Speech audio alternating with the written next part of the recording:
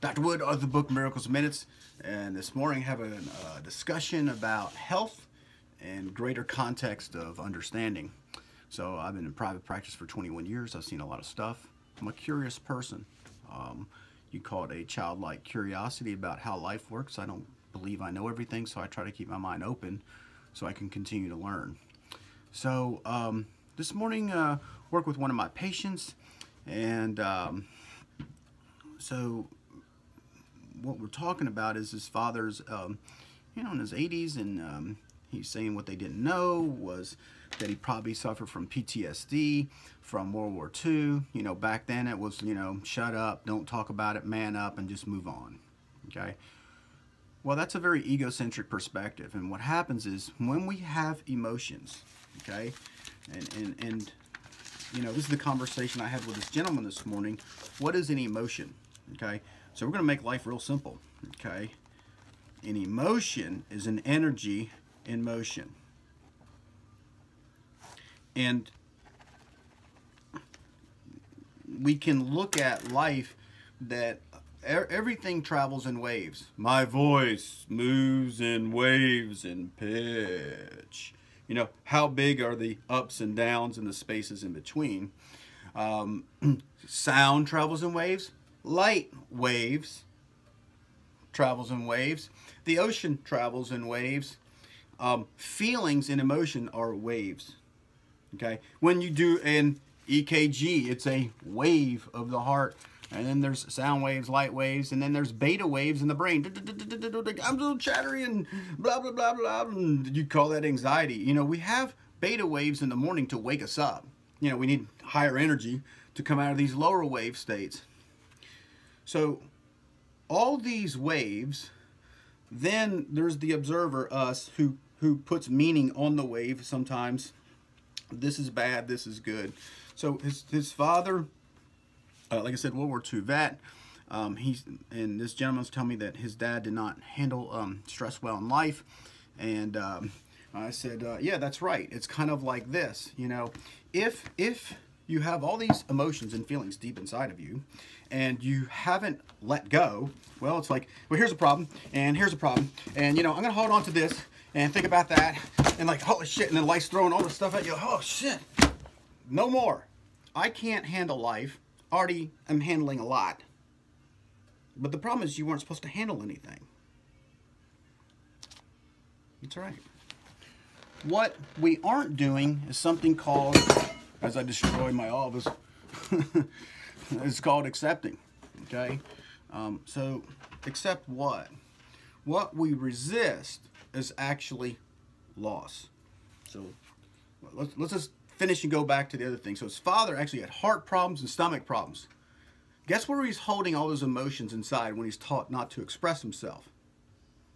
Don't show your stress about World War II. Man up. Shove it down in your gut. Okay. Be tough. And it's killing him. It's causing quadruple bypass.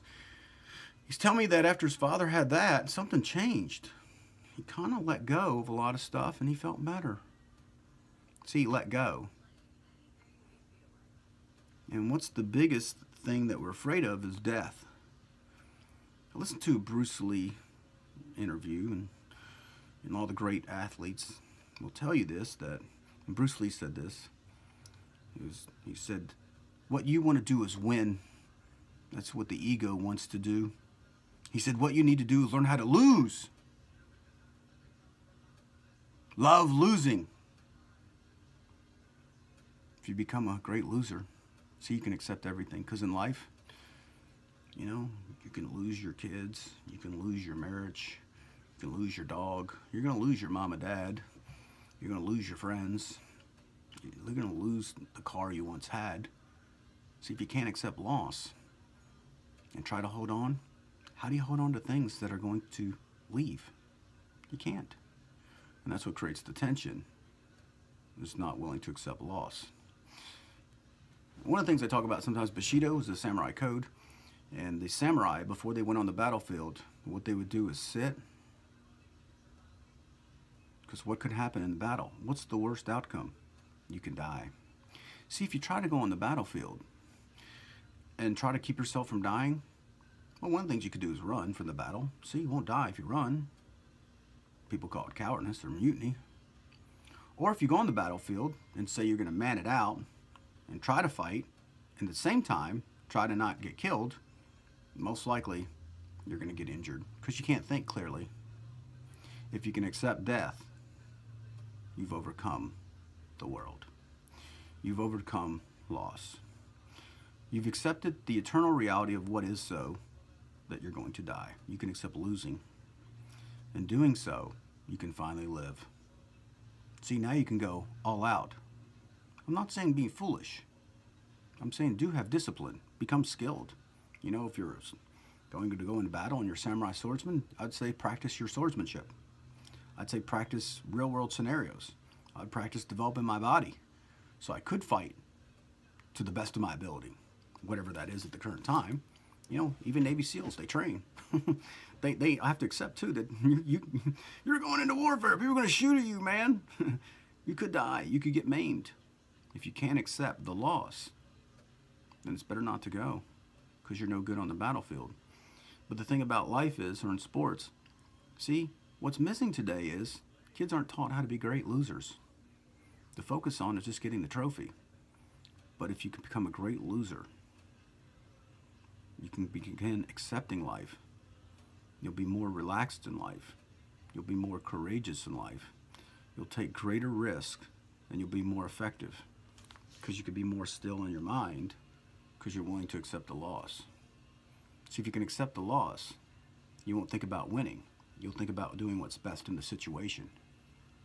And that gives you a lot of power. That's how you overcome anxiety and get out of anxiety and depression. Anxiety is the fear of losing in the future, and depression is dealing with all the losses of the past. You can't accept them. What are you going to do? Sit and struggle with it. So one of the things I use in the office is the Wim Hof breathing method. Part of it is you know, you're going to take so many deep breaths, and then the last one you let it out, and then there's no oxygen. Guess what response comes up? You're going to die. Panic, because you have no oxygen in your system. You have to sit and be with the panic and fear response, particularly the one of I have no oxygen, and be with it. It teaches you to practice being at death's door. You'll find yourself being able to go longer periods of time without oxygen. There's a special way to do it. You need to get the method, go buy it. But what that does, it gives you greater states of equanimity. Equanimity is you're still, you're at peace, your hormone profile changes, you feel better mentally and emotionally. You can get out of depression, anxiety, pain. You know, it teaches you how to relax. So the guy I was working with today, he's a teacher, and we've been practicing this, and he said, you know, he showed up at school on Monday, he walks in, and you know, he got one problem after another problem after another problem, plus his father, and plus this and that, and he goes, you know, it's funny, I was just, okay, do this, do that, do this, and do that. And he goes, you know, this school year is going a lot better for me. I'm not as overwhelmed. I said, so-and-so, it's because you've been investing in yourself, of practicing this breathing method in here that's helped your neck pain out, helped your shoulder out, helped your body relax more. So now what happened is, like if I put money in your pocket and here's this need, your body can pull out of its pocket the money to meet the need. So that since you've been practicing the deep breathing and developing the state of equanimity or peace within yourself, your subconscious mind goes, what do you want to do here? Stress out or meet it with calmness? Since it had calmness, the brain made the best decision for you automatically and brought stillness to the moment and allowed you to be very effective as a coach, as a teacher, as a parent, and as a father. But if you don't invest in developing the still state within yourself, it's like not having money in your pocket. I'm at the store, I have nothing, I can't bring it up. I haven't invested, I haven't done the work on myself, so now I can bring it out when I need it. The reason why you go to the gym and do weights is so on the ball field, if you need strength in the situation, I have strength to meet what's at hand. On the ball field, when you practice your speed, you're running, because if this situation requires speed, I can bring speed to the equation. But if I don't have the speed, I can't meet the situation. I have to use something else. This is all about becoming your best self. If you don't invest in yourself, When a situation arises, you're not prepared and you can't meet the situation because you don't have what it takes, because you didn't do the work to own the situation. Dr. Wood, author of the book Miracles in Minutes.